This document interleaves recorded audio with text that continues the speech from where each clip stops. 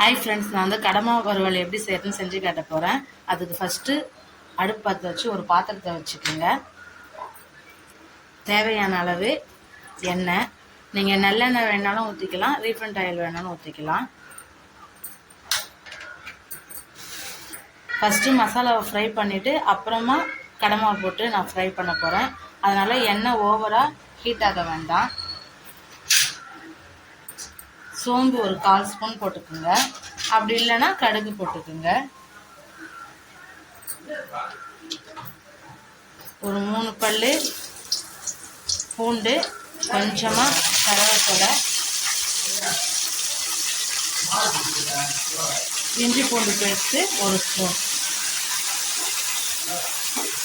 இதை நல்லா வதக்கிக்கலாம். இஞ்சி பூண்டு நல்லா வதங்கிடுச்சு. 1 ஸ்பூன் சில்லி தூள், 1/2 ஸ்பூன் மல்லித்தூள். எப்பவுமே சில்லி தூளை விட மல்லித்தூள் தான் அதிகமாக இருக்கணும். 1/2 ஸ்பூன் கரம் மசாலா,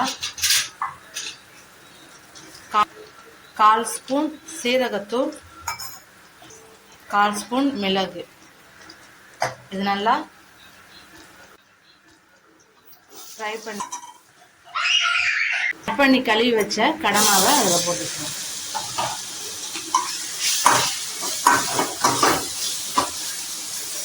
நல்லா இந்த மசாலாவிலேயே வதக்கி எடுக்கணும். கடமா பொறுத்த வரைக்கும் 5லேருந்து ஒரு 7 நிமிஷம் தான் ஃப்ரை பண்ணணும். அதுக்கு மேலே வதக்கி எடுத்தால் ரப்பர் மாதிரி ஆகிடும்.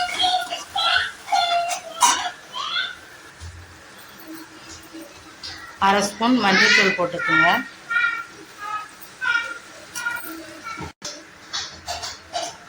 தேவையான அளவு சால்ட், உப்பு.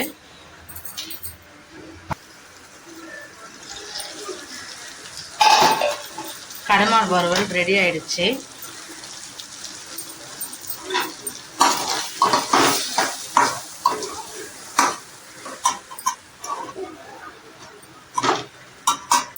ஃபினிஷிங்கில் மிளகு போட்டுக்குங்க, இது டேஸ்ட் நல்லாயிருக்கும். கொஞ்சமாக கொத்தமல்லி.